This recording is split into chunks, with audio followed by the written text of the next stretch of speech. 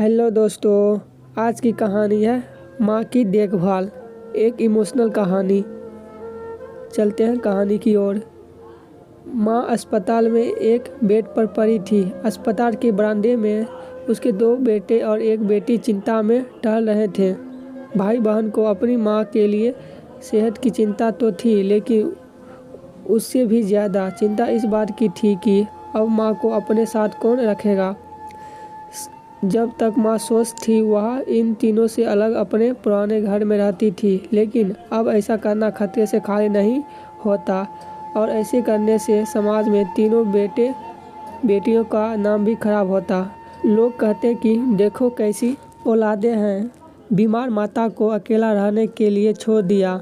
1 घंटे से बिना कोई बातचीत किए वह तीनों अपने अपने विचारों में खोए हुए थे।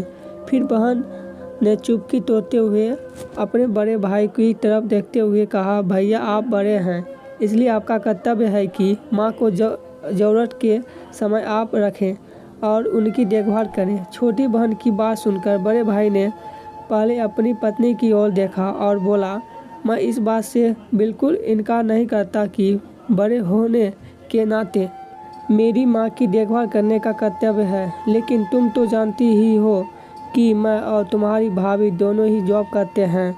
ऐसी हालत में माँ के साथ किसी न किसी को हर वक्त उनकी देखभाल करने के लिए उनके साथ रहना पड़ेगा, जो हमारे लिए बहुत मुश्किल हो जाएगा। बहन तुम तो पूरा दिन घर ही रहती हो, तुम माँ को अपने साथ क्यों नहीं रखती?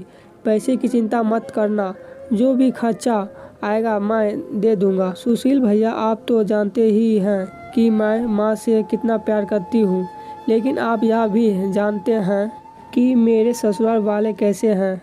मैं यह बिल्कुल बर्दाश्त नहीं कर पाऊँगा कि कोई मेरी माँ को और मेरे भैया को बड़ा बुरा कहे। इसलिए अच्छा यही होगा कि माँ को अनिल भाई के यहाँ रखा जाए। बड़े भाई सुशील ने भी छोटे भाई अनिल के यहाँ माँ को रखने के लिए सहमति जताई। आप यह कैसी बातें कर रहे हो? क्या आपने नहीं देखा है कि माँ कभी भी मेरे घर 2 दिन से ज़्यादा रही ही नहीं है। इसका मेरे यहाँ मन लगता ही नहीं है, फिर कैसे वह इतने दिन मेरे घर रह पाएगी? छोटे भाई ने अपनी असहमति जताते हुए कहा। इससे पहले कि इस चर्चा का कोई नतीजा निकल पाता, एक नर्स वहाँ दौड़ते हुए आई और कहने लगी, क्या आप ही वार्ड नंबर 4 में भर्ती मरीज के रिश्तेदार हैं? आपको डॉक्टर साहब अंदर बुला रहे हैं। सभी घबरा गए और दौड़ते हुए डॉक्टर के पास पहुँचे। डॉक्टर ने उनसे हाथ जोड़ते हुए कहा, आई एम सॉरी, मैं आपकी माताजी को नहीं बचा पाया। डॉक्टर की इस खबर ने सबके चेहरे पर झूठी मूठी दुख की परत तो चढ़ा दी थी, लेकिन सभी के दिल के किसी कोने में इस बात की खुशी भी छुपी हुई थी कि अब उन्हें माँ को नहीं संभालना पड़ेगा और माँ की वजह से उन्हें परेशान नहीं होना पड़ेगा। दोस्तों, छोटी सी ये इमोशनल कहानी ही समाज का सत्य है। यहाँ लोग ऊपर से जो दिखाते हैं वह अंदर से नहीं होते। जो माँ बाप अपने 4 बच्चों को बिना किसी शिकायत के बड़ी आसानी से संभाल पाते हैं, आगे चलकर ज़रूरत पड़ने पर यही 4 बच्चे मिलकर भी उन्हें नहीं संभाल पाते या नहीं संभालना चाहते। बच्चों को यह बात नहीं भूलनी चाहिए, जैसे वह बोलेंगे वैसे ही तो काटेंगे।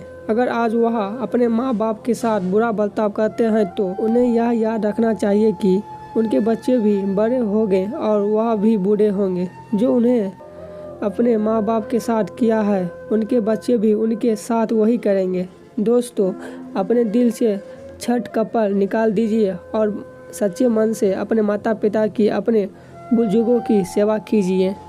आज की ये छोटी सी कहानी यहीं पर ख़त्म होती है। धन्यवाद।